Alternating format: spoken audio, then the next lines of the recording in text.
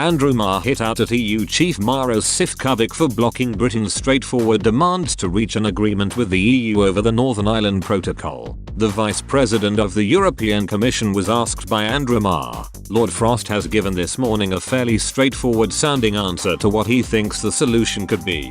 Is there anything in it which you disagree with? Lord Frost had said there was momentum for his government to secure a solution based on consensus following a meeting in Brussels with European Commission Vice President Maros Sefcovic on Friday. Speaking to the Andrew Marr Show, Mr. Sefcovic said, "I think that what was very important in Lord Frost's article was the word of urgency.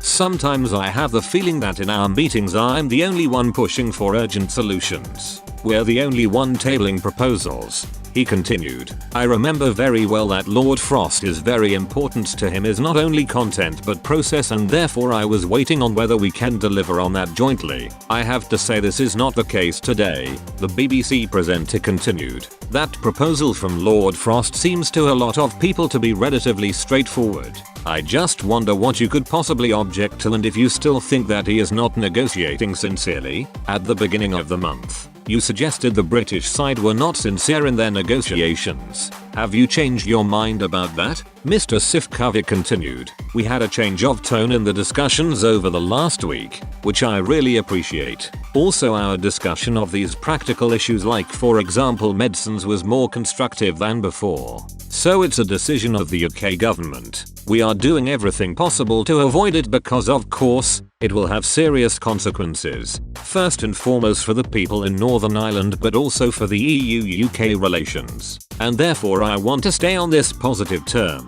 It comes as campaigners gathered at the border between Northern Ireland and the Republic on Saturday to warn the UK government against triggering Article 16.